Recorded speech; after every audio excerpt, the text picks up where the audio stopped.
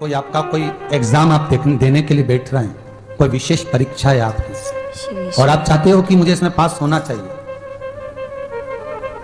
आप चाहते हो कि इस परीक्षा में मैं पास हो जाऊं और बहुत जरूरी है मेरा पास होना, मैं बहुत बार दे चुका हूं, बहुत बार दे चुकी हूं, तो प्रयास करना एग्जाम के पहले कोई सोमवार पढ़े, त्रिपुरा सुंदरी माता का नाम लेकर उत्तर की ओर मुख कर कर गन्ने का रस, शुगर का रस, गन्ने का रस, एक का रस लेकर दोनों हाथों में कलश में भरकर नाम और गोत्र आपका बोलकर मन की कामना कर कर, जैसे कांवड़ शिव जी को चढ़ाते हैं दोनों हाथ से, उसी तरह वो गन्ने का रस से शंकर जी का अभिषेक त्रिपुरा सुंदरी के भाव से कर दीजिए महाराज।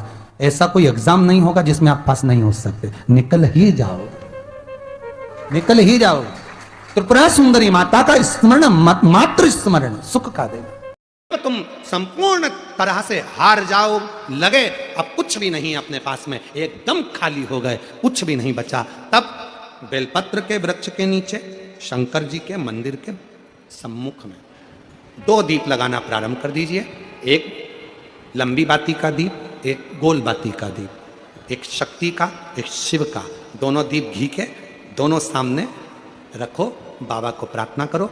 शिव मंदिर में लगाने के बाद फिर बेलपत्री के वृक्ष के नीचे जाओ, उस बेलपत्री के वृक्ष के नीचे जाना जिसकी छांव तुम्हारे ऊपर पड़े, पौधा नहीं, पौधे की छांव नहीं आ पाती अपने ऊपर, पौधा छोटा सा रहता है तो उसकी छांव नहीं आती, बेलपत्र के वृक्ष की छांव में बैठकर 2 दीप लगाओ कि छांव है। महीना नियम ले लो, शाम के समय पर और शाम को प्रदोष काल में मेरे घर का कोई भी व्यक्ति जाएगा शिव मंदिर में 2 दीप और बेलपत्र के वृक्ष के नीचे 2 दीप लगाएगा। 2 महीना इंतजार करना, मेरा बाबा हाथ पकड़कर तुम्हें ऐसा दौड़ाएगा कि शिव अपने आप करना करने लगेगा। आशा ये है कि उस बेलपत्री के पौधे में, उस बेलपत्री के वृक्ष में जो बेल लगा हुआ है, जो फल लगा हुआ है, उस फल की मुझे महत्वता श्रवण कर। जो बच्चा हकलाता हो, अर्थात बोलते बोलते अटक जाता हो या वाणी हकला रही हो, तो शास्त्र कहता है कि बेल का जो फल होता है, उस बेल के फल को धीरे से फोड़कर ऊपर से चक्कू से उसको साफ कर कर अंदर से पूरे उसका जो गुर्दा है बेल के फल का, उसको निकाल लीजिए और उस बेल के फल का जो गुर्दा है उसको निकाल कर वो खाली कर लीजिए बेल का। महाराज सोमवार के सोमवार 5 सोमवार उसमें पानी भरकर भगवान शंकर को समर्पित करिए। एक पात्र शिवलिंग में से जो जल नीचे गिरे उसके उधर पात्र को लगा लीजिए। महाराज समर्पित कर कर जल को झेल कर ले आइए।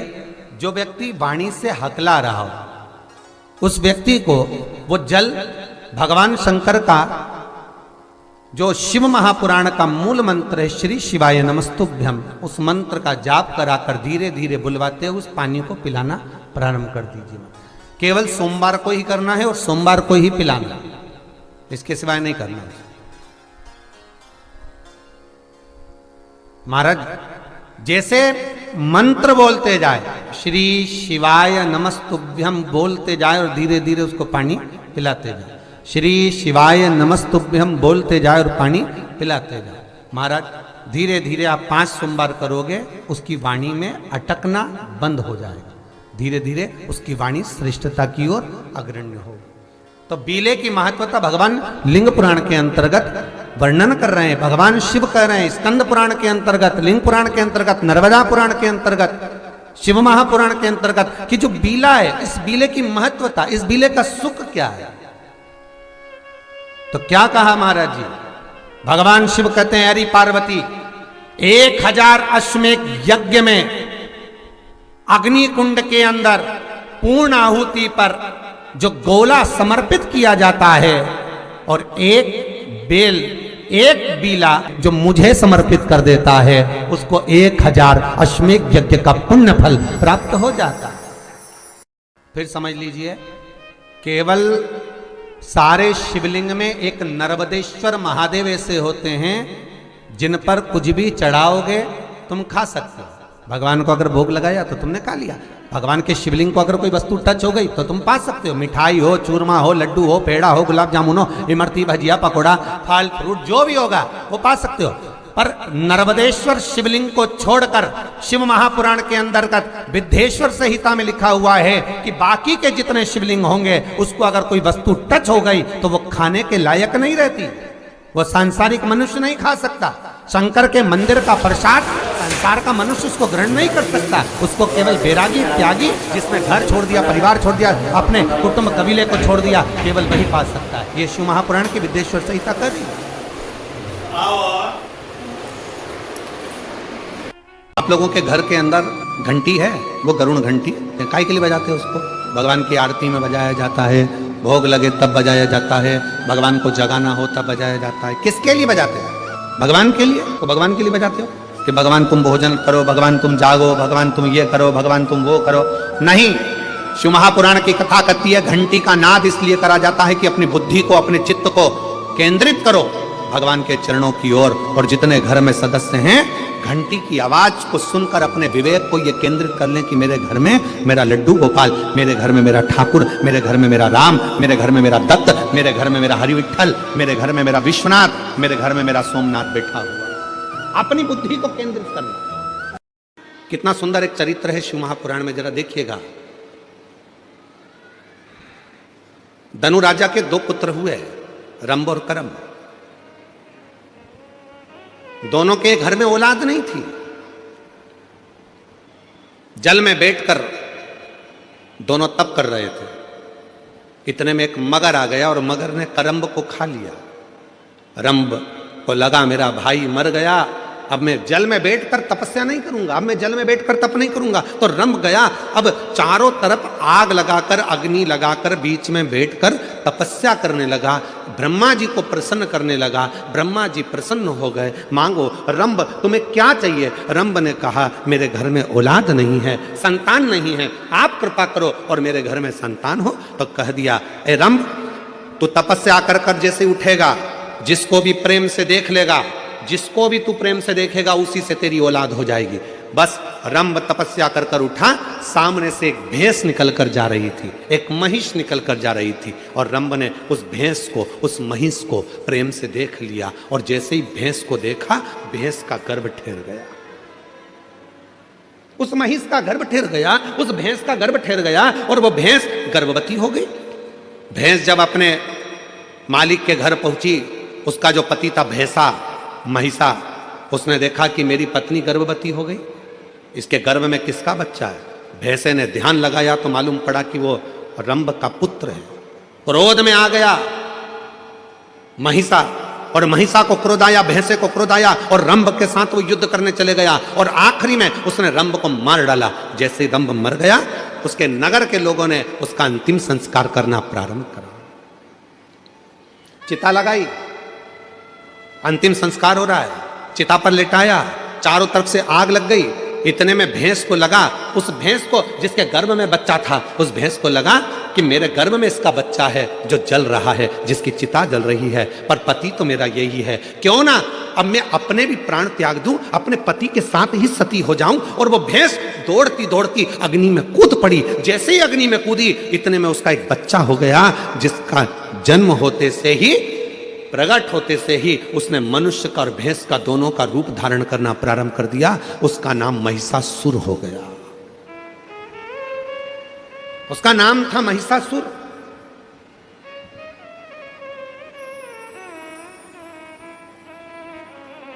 भैंस का रूप धारण कर कर, भैंसे का बड़ा रूप धारण कर कर सामने आ गया।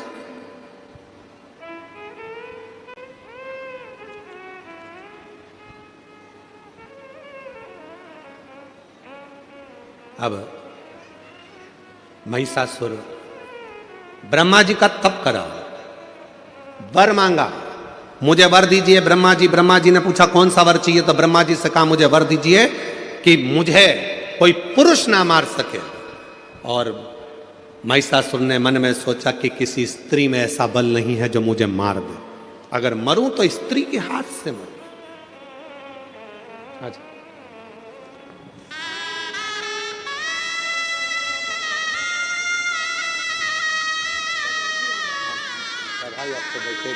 महिषासुर को वर मिल गया, मरूं तो एक स्त्री के हाथ से मरूं। तथास्तु। खूब उपद्रव मचाया उस महिषासुर ने, बहुत बहुत उपद्रव मचाया। इतना उपद्रव महिषासुर ने मचाया, चारों तरफ हाहाकार मच गई। हर जगह पर लोग घबराने लगे, डरने लगे, भय खाने लगे। इतना भय उत्पन्न होने लगा महिषासुर के कारण कि देवताओं के पास में दौड़ दौड़ कर जाते, प्रार्थना करते, इस महिषासुर को मार दो। ब्रह्मा जी ने कहा, ये महिषासुर ऐसे मरने वाला नहीं है, ये मरेगा तो किसी स्त्री के हाथ से मरेगा, इसको देवता नहीं मार सकते, इसको मारेगी तो केवल एक नारी मारेगी। अब देखिए, जो कथा चल रही थी वो यहां पर आकर जुड़ी है। आपके अंदर एक भगवान ने ऐसा गुण देकर भेजा है, उस गुण को आपको निखारना, उस गुण को निखारना। कैसे मरेगा? देवताओं से जाकर कहा, आप सबकी धर्म पत्नियों को जाकर कहिए कि कोई एक इस महिषासुर को मार दे। इंद्रदेव की पत्नी से कहा, क्या तुम मार सकती हो? ब्रह्मा जी ने कहा, नारी में बल तब आता है जब वो अपने पति का सम्मान करे, आदर करे, सत्कार करे और नमन करे, ऊंची आवाज में बात ना करे, तो नारी के अंदर एक बल बड़ा प्रबल रहेगा। में आ गई थी और उसने मुझे अपशब्द कह दिया था, मेरी पत्नी इंद्राणी भी महिषासुर को नहीं मार सकती।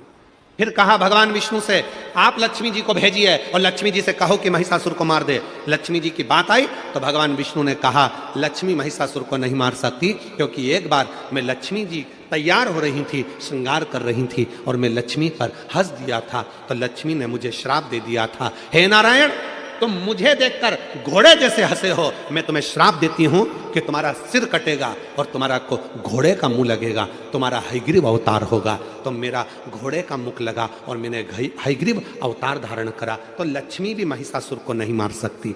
तब देवताओं ने कहा, केवल एक पार्वती ऐसी है जो अपने पति से कभी चिढ़कर नहीं बोलती, कभी क्रोध में नहीं बोलती, इसलिए केवल पार्वती महिषासुर को मार सकती है, केवल पार्वती। कोई देवी में सामर्थ्यता नहीं है पार्वती के अलावा जो महिषासुर को मार दे। शंकर भगवान बोले, मेरी पार्वती को तो गुस्सा ही नहीं आता, जब गुस्सा ही नहीं आता तो मारेगी कैसे? जब गुस्सा आता है तो टूट पड़ती है, क्रोध आएगा तो झगड़ा करेगी ना, इसको तो क्रोध ही नहीं आता। इतने में ब्रह्मा जी ने कहा, अब तुम्हें उसको गुस्सा तो दिलाना पड़ेगा। तो भगवान शंकर ने मन में सोचा, गुस्सा कैसे दिलाऊं? तो एक बार भगवान शंकर ने कहा, मैं प्रयास करके देखता हूं। शिव जी पहुंच गए, पार्वती जी भोजन बनाई, आकड़िया की रोटी बनाई, काकड़िया की साग और परसे माता पार्वती जी पावे भोलानाथ, मन शिव रटोरे, छोड़ दो कपट मन शिव रटोरे। मन में सोचे, गलती मेरी गिना रही है, पर इसको गुस्सा तो आ ही नहीं रहा। शंकर भगवान बाहर गए भोजन करते करते, भगवान विष्णु और ब्रह्मा जी बाहर खड़े थे। उन्होंने हाथ जोड़कर बोला, प्रभु कुछ हुआ?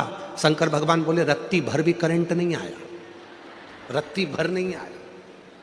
इतने में भगवान ब्रह्मा और विष्णु ने तुरंत कहा, प्रभु आपने क्या क्या बोला? तो कहा, मैंने उसके पिताजी के बारे में बोला कि तुम्हारे पिताजी ने कुछ नहीं दिया, तो वो बोली तुम्हारे घर में रखने की जगह नहीं थी, उसके बारे में बोला। तो इतने में भगवान विष्णु ने कहा, एक काम करो कि पार्वती का जो अगला जन्म था सती का, उनके पिता के बारे में बोलो, हो सकता है थोड़ी आग लग जाए, हो सकता है। जब तेरे पिताजी ने यज्ञ रखा और उस यज्ञ में सबको बुलाया, मुझे नहीं बुलाया, तुझे नहीं बुलाया, तेरा पिता था अपनी बेटी को नहीं बुलाया, और तू पहुंच भी गई तो धक्के मारकर निकाल दिया तेरे पिताजी ने। इतनी देर में तो पार्वती जी जो आटा उसन रही थी उसको और जम के उसनना चालू करा, और जम के। मेरे पिता को ना बखानिए, मेरे बाप को अपशब्द ना कहिए, अब तो मैं आपके घर की हो गई हूं।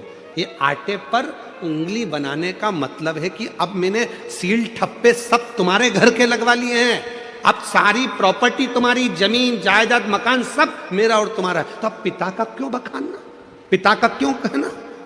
पर शिव जी तो माने नहीं, गुस्सा दिलाना था। आखिरी में शंकर भगवान ने कह दिया, अरे पार्वती, आखिरी में तो तुझे जल के भस्म होना ही पड़ा। इतनी देर में पार्वती बर्तन को लेकर मांजने बाहर गई, बर्तन धोने जैसे बाहर पहुंची, सामने से महिषासुर आ रहा था। और जब गुस्से में लाल और फिर कोई कुछ कह दे। अब शिव जी कुछ नहीं बोले, चुपचाप से बाहर निकले। भगवान विष्णु और ब्रह्मा जी ने पूछा कुछ हुआ? इतने में भगवान शंकर बोले मालूम पड़ेगा, कुछ देर खड़े रहो। इतने में सामने से आ रहा था महिषासुर, भैंसे पर बैठा था। आवाज लगाकर कहा, बड़ी सुंदर हो नारी, तुम मेरी बन जाओ। अब तो मां ने खोले केस और भयंकर बर्तन को तो पटका नीचे, और जो देखा महिषासुर को, महिषासुर देखकर बोला तुम तो क्रोध में और सुंदर लग रही हो। इतने में तुरंत शंकर भगवान ने भगवान विष्णु का हाथ पकड़कर बोला अब कुछ मत बोलो, घी में, अग्नि में घी डलना चालू हो गया है और अब अपने को सामने नहीं आना, ये अकेला निपट जाएगा। अब सामने क्रोध आया मां को,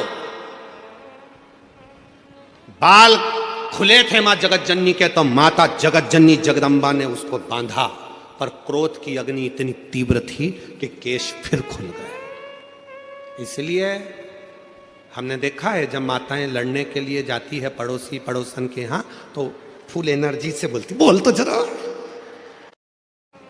पार्वती मैया ने अपना जूड़ा बांधा, जो जाने लगी केश फिर खुल गए। ऐसी कृपा कर हजारों लाखों शेरों पर सवार होकर गर्जना करती हुई इस महिषासुर पर टूट पड़े। हे सप्तशृंगी, कृपा कर। हे मां मुंबा देवी, कृपा कर।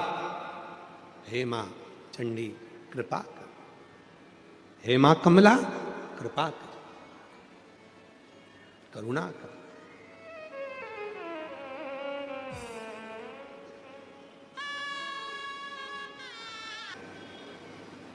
जब महिषासुर का मर्दन हो गया, महिषासुर समाप्त हो गया, तो मां पार्वती जी ने शिव जी से कहा इतनी शक्ति मुझ में कैसे प्रकट हो गई जो मैंने इतने बड़े असुर का संहार कर दिया। इतने बड़े असुर का संहार मैंने करा है, इतनी शक्ति मुझ में प्रकट कैसे हुई। भगवान देवादिदेव महादेव ने कहा सुनो पार्वती, तुम जब महिषासुर का संहार कर रही थी उसी समय मैंने भगवान ब्रह्मा और विष्णु के सामने संपूर्ण जगत की स्त्रियों को, घर में जन्म लेने वाली एक बेटी को, घर में जन्म लेने वाली एक नारी को, घर में जन्म लेने वाली एक कन्या को, घर में जन्म लेने वाली एक स्त्री को मैंने उसी समय पर वर दे दिया था कि जगत में, संसार सागर में, पृथ्वी पर जो भी कन्या, एक लड़की अगर पृथ्वी पर जन्म लेगी तो उस नारी के संग में शंकर भगवान की आदि शक्ति भी उसके अंदर विराजमान रहे। और चिता में एक ही अंतर आता है। एक दिन चिता ने चिंता से कहा कि तू भी जलाती है और मैं भी जलाती हूं। चिता चिंता से कह रही है कि तू भी जलाती है और मैं भी जलाती हूं, तू जीते जी जलाती है और मैं मरने के बाद जलाती हूं। चिंता मनुष्य को जीते जी जलाती रहती है, जीते जी जला जला जला। और चिता जब प्राण चले गए, केवल शरीर बचा है, केवल शरीर।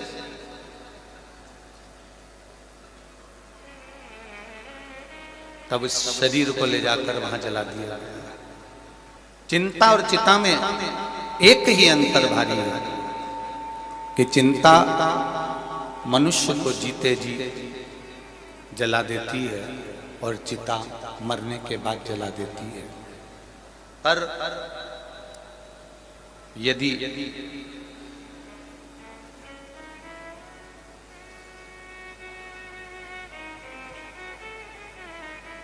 चिता ने कहा चिंता से कि मैं अंत में जलाती हूं और तू मनुष्य को दिन प्रतिदिन रोज जलाती है, तुझ में और मुझ में कोई अंतर है?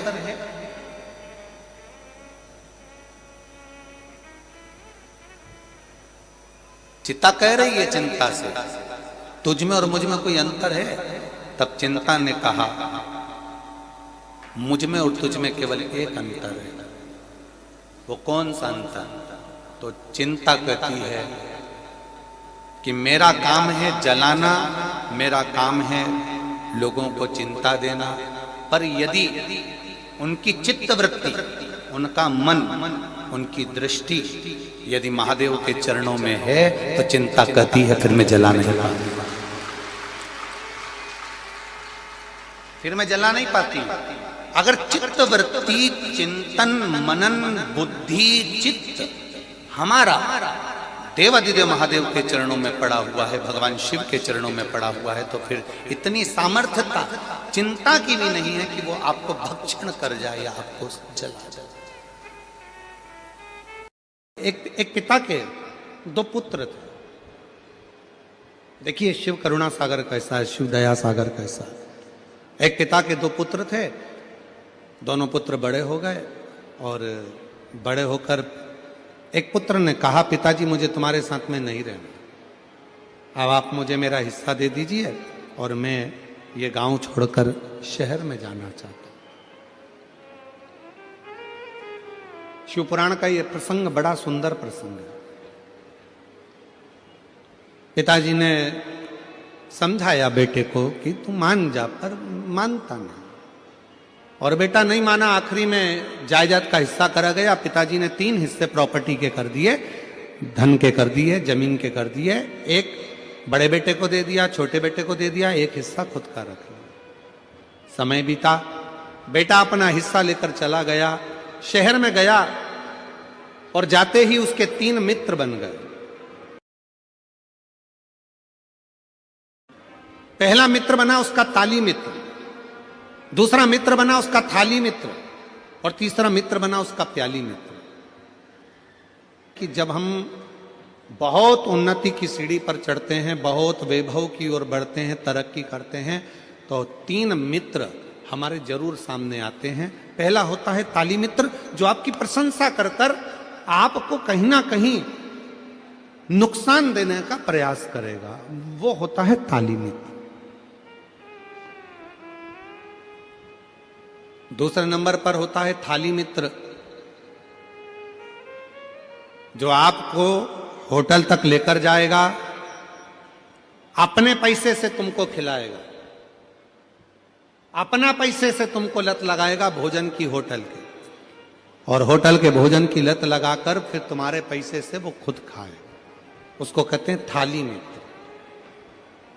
और तीसरे नंबर पर है प्याली मित्र, आपको पीना याद नहीं है पर वो अपने पैसे से तुम्हें मय खाने में ले जाकर, कहीं ना कहीं गलत दुकान पर ले जाकर आपको पीने की आदत डलवाएगा। इसलिए शिव पुराण की कथा कहती है 3 मित्रों से बचने का प्रयास करना। पहला ताली मित्र, दूसरे नंबर पर बोलते जाओ जम के थाली मित्र, और तीसरे नंबर पर प्याली मित्र। ये 3 मित्र बर्बादी की ओर लेकर जाते। जब पिता ने हिस्सा दे दिया और हिस्सा प्राप्त होने के बाद बेटा शहर में चला गया।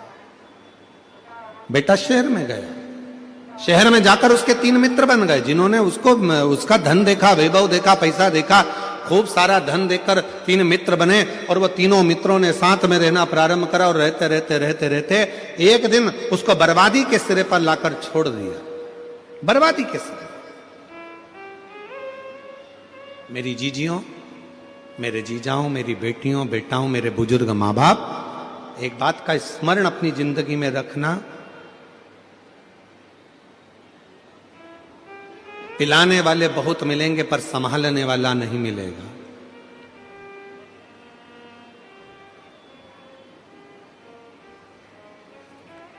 बर्बाद करने वाले ढेर मिलेंगे पर आबाद करने वाला कोई ना मिलेगा।